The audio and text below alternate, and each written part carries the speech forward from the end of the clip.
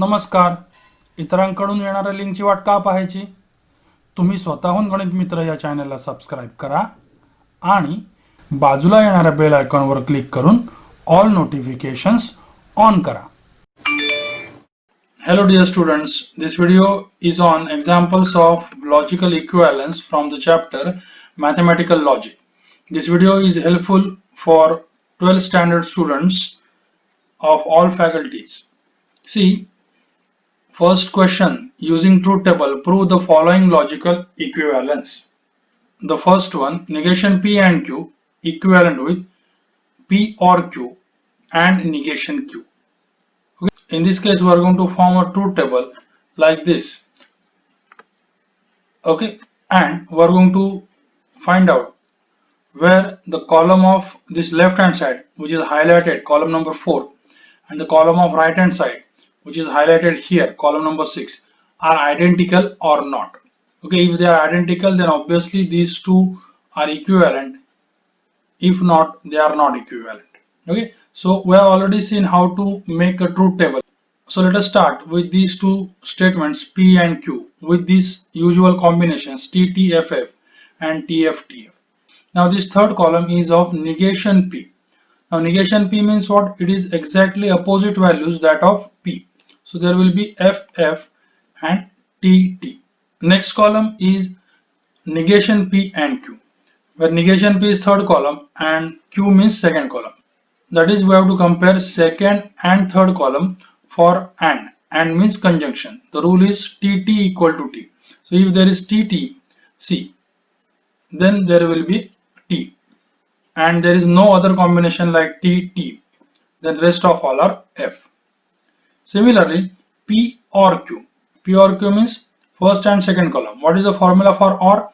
FF is equal to F. So we will write, if there is a FF combination, C, FF, then we will write F, otherwise the rest of all are T. Okay, then P or Q means column number 5 and negation P means column number 3. Okay, so 5 and 3, and there is and between them. Okay, so again use the rule TT is equal to T. So compare 3 and 5. Where is T and T? Not in this place, not in this place. See here, TT equal to T and TF. So rest of all are F. Okay, this is the truth table. Now observe, the column number 4 means left hand side. I have written here, and column number 6 means right hand side. Okay, both these columns are identical, you can see, and therefore column number 4 and 6 are identical, and therefore negation P and Q equivalent to P or Q and negation P. Okay, so means this left side is equal to right hand side. Okay, so what we have to do, we have to form a truth table, and just we have to check the column where left hand side lies and the column where right hand side lies are identical or not. Okay, let us move to the next example. There are again two statements. See, त्याच्यामध्ये दोन statement आहेत, त्यामुळे पुन्हा त्याच पद्धतीने column तयार होतील. P Q त्यांचे कॉम्बिनेशन्स. निगेशन पी म्हणजे पी च्या अपोजिट, टी टी च्या अपोजिट एफ एफ आणि एफ एफ च्या opposite T T. Okay, P or Q. Or साठी फॉर्म्युला काय? तर F F is equal to F. मग पी ऑर क्यू मध्ये एफ एफ इथे आहे बघा, म्हणजे त्या ठिकाणी एफ येईल आणि उरलेले सगळे टी येतील. Okay, negation of P or Q म्हणजे पी ऑर क्यू चा जो कॉलम आहे यांचं निगेशन घ्यायचं, म्हणजे टी टी टी यांच्याऐवजी एफ एफ एफ येणार आणि लास्टला टी येईल. हे बघा. Then number 6, negation P and Q. याचा अर्थ काय? निगेशन पी म्हणजे थर्ड कॉलम अँड क्यू म्हणजे सेकंड कॉलम. सो सेकंड आणि थर्ड कॉलम यांच्यामध्ये अँड बघायचं, म्हणजे आपण T T is equal to T हे कॉम्बिनेशन बघणार. कुठे टी टी आहे बघा, या ठिकाणी नाही आहे, थर्ड ठिकाणी आहे बघा. So T T is equal to T, otherwise all are F. लक्षात आलं का?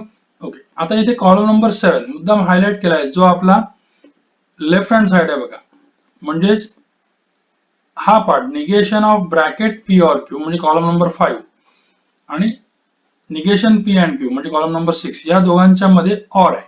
So see or in between these two means column number 5 और कॉलम नंबर 6. ऑर चा फॉर्म्युला काय? F F is equal to F. So F F is equal to F. F F is equal to F. F T म्हणजे T येणार, T F म्हणजे T, कारण का इथे F F नाही म्हणजे त्या व्हॅल्यूज टी येतील. ओके, आता बघा हायलाइटेड जे कॉलम्स आहेत 3 आणि 7 हे ऍक्च्युली 3 म्हणजे निगेशन क्यू हा राईट हँड साइड आहे आणि लेफ्ट हँड साइड आहे. हे दोन्ही बघा आयडेंटिकल आहेत का? Yes, they are identical. Therefore we will say column number 3 and 7 are identical and therefore these two sides are equivalent. लक्षात घ्या, या ज्यावेळी इक्विव्हॅलन्सचा जेव्हा क्वेश्चन येतो त्यावेळी समजा क्वेश्चन हा 3 मार्कचा असेल तर 1 मार्क या लास्ट लाईनला ठेवलेला आहे. लक्षात घ्या, नुसतं टेबल काढून थांबायचं नाही, तर पुढे ते कॉलम कोणते आयडेंटिकल आहेत किंवा सिमिलर आहेत ते लिहायचे आणि त्या ठिकाणी हे इक्विव्हॅलन्स लिहायचं आहे. तर तुम्हाला 1 मार्क शेवटचा जो आहे तो याच्यासाठी मिळणार. अदरवाइज तुमचा 1 मार्क कट होऊ शकतो. Okay, let's move to the third example. आता बघा याच्यामध्ये 3 तुम्हाला लेटर्स दिसतात पी क्यू आर. याचा अर्थ मागच्या वेळी आपण बघितलेला आहे 3 लेटर्स असतील तेव्हा आपला टेबल असा मोठा तयार होईल. ओके, याच्यामध्ये या पद्धतीने आपण 4 वेळा टी 4 वेळा एफ नंतर 2 वेळा टी 2 वेळा एफ असं अल्टरनेटली लिहित जाणार आणि नंतर एकदा टी एकदा एफ असं आपण अल्टरनेटली लिहित जाणार. आता आपण आपल्या रिक्वायरमेंट प्रमाणे या कॉलम्स तयार करत जाऊया. ओके, आता पहिल्यांदा लेफ्ट हँड साइड आपण तयार करण्याचा प्रयत्न करू. लेफ्ट हँड साइडला क्यू अँड आर पहिल्यांदा आपल्याला लिहायला लागेल. Q and R. अँड म्हणजे काय बघा, टी टी असेल तरच आपण टी लिहिणार. पहिल्याच ठिकाणी मिळालं बघा, इथे टी टी नाहीये, इथे टी टी नाही, इथे टी टी नाही, या ठिकाणी टी टी आहे बघा. सो अगेन टी, पुढे टी टी असं कॉम्बिनेशन नाही म्हणजे उरलेले सगळे आपले एफ येणार. ओके, आता आपण काय करूया, P implies Q and R करूया. म्हणजे ही आपली लेफ्ट हँड साइड होईल, ही साइड. पी म्हणजे first column, implication to fourth column. इम्प्लिकेशनचा फॉर्म्युला काय आहे, T F is equal to F. First column to fourth column म्हणजे आपल्याला टी एफ कॉम्बिनेशन बघायचं आहे, टी टी नाही. या ठिकाणी बघा टी एफ हे कॉम्बिनेशन दिसते. तसंच सेकंड आणि थर्ड ठिकाणी टी एफ आणि टी एफ दिसते. म्हणजे या तिन्ही ठिकाणी आपल्याला काय मिळेल, एफ आन्सर मिळेल. T F is equal to F. पुढे बघूया टी एफ. आता इथे पहिल्या स्पॉटलाच एफ आहे त्यामुळे टी एफ हे कॉम्बिनेशन असण्याची शक्यताच नाही, त्यामुळे पुढे सगळे ऑटोमॅटिकली टीच येणार.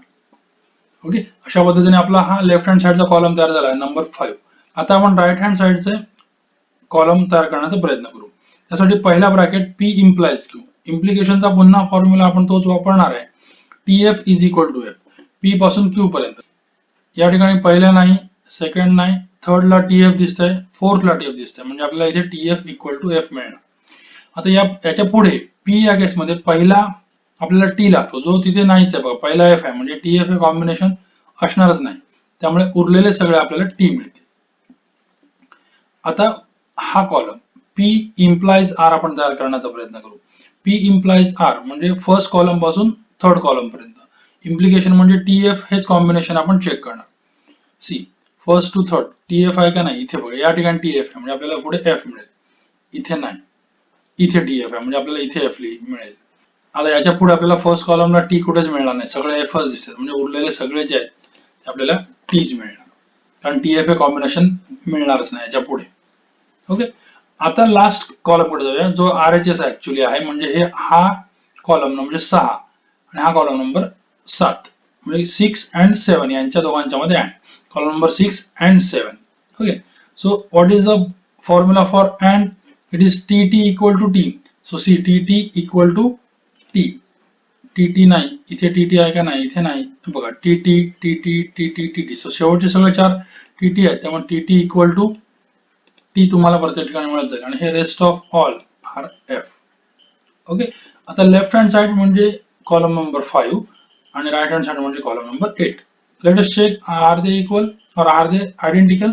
C, T F F F and all Ts, T F F F and all Ts. Okay, याचा अर्थ these column number 5 and 8 are identical and therefore we can say these two are equivalent. Let's move to fourth example. See this example for to show these two are equivalent. So let us start with this table. As usual, as there are 3 letters or 3 statements, we should write these 8 combinations for P, Q and R. Now let us try to find out values of these left hand side. For that, let us find out Q or R, that is this bracket. OR साठी formula काय, F F is equal to F. So Q आणि or मध्ये बघायचं, बघा F F कुठे दिसतंय, see F F is equal to F, म्हणजे या ठिकाणी आपल्याला एफ मिळेल आणि याच्या पुढे गेल्यानंतर शेवटी बघा F F is equal to F. Okay, उरलेले सगळे टी मिळतील. एफ आणि F remaining are T. Okay, नाव P and this bracket, P and column number 4. Okay, so first column and fourth column या दोघांच्या मध्ये and आहे. and चा रूल काय, tt equal to t. So बघा पटापट इथे tt equal to 2 येणार, tt equals to t. त्यानंतर इथे tt equals to t, म्हणजे पहिल्या तीन ठिकाणी आपल्याला tt equal to t मिळते. फोर्थ रो ला बघा tf हे कॉम्बिनेशन आहे, सो आपण t लिहिणार नाही, आपण f लिहिणार.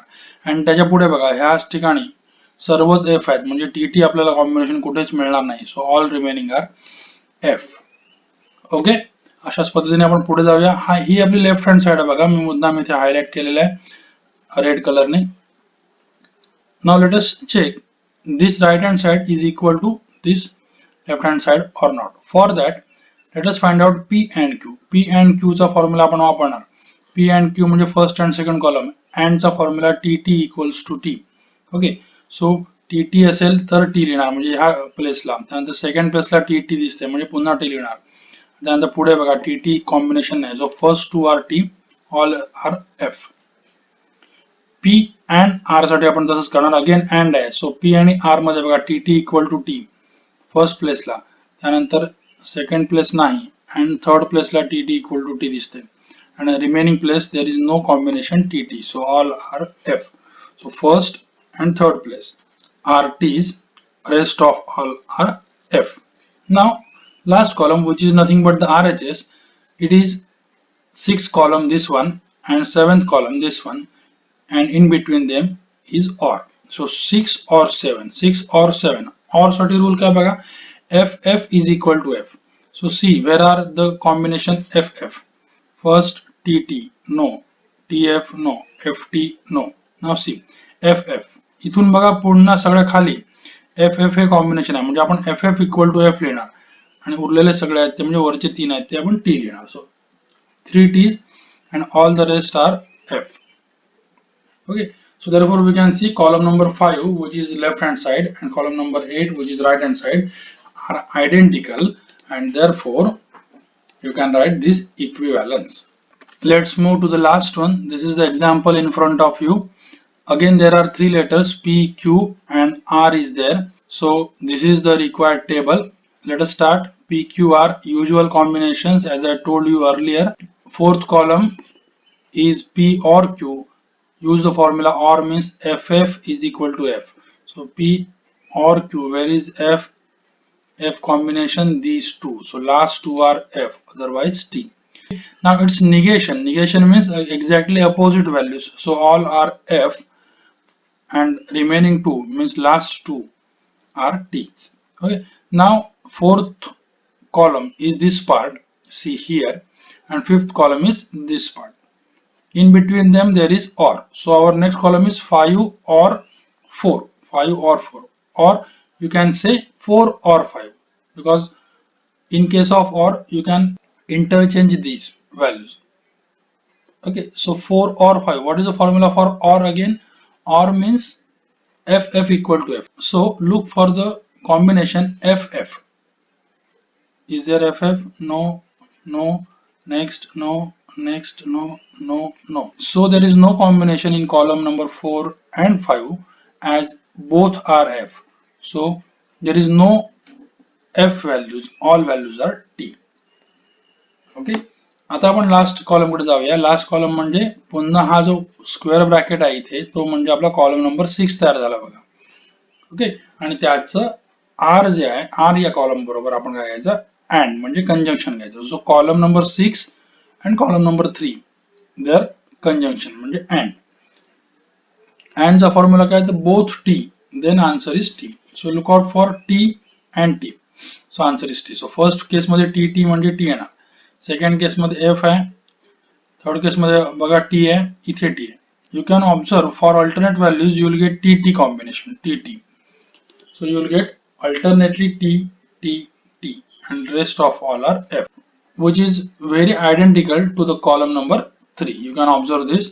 So you can say to the next line, column number 3 and 7 are identical. Column number 3 is actually right hand side, only R, C, and column number 7 is the whole left hand side. So therefore they are equivalent. Okay, that's all for today. जर तुम्हाला लक्षात घ्या truth table कसं करायचं हे माहित असेल तर इक्विव्हॅलन्स प्रूव्ह करणं हे फारसं अवघड नाही आहे. फक्त तुम्हाला त्या दोन कॉलम मध्ये व्हॅल्यू सारखी आहे हे लक्षात ठेवणं आवश्यक आहे. आणि सर्वात महत्त्वाचं, दोन्ही कॉलम सारखे आल्यानंतर या शेवटच्या दोन लाईन्स लिहायला विसरायचं नाही. These lines carries 1 mark in exam. Okay, so these are very important. Okay, that's all for today. Thank you very much. Finally, like, share and subscribe. See you soon.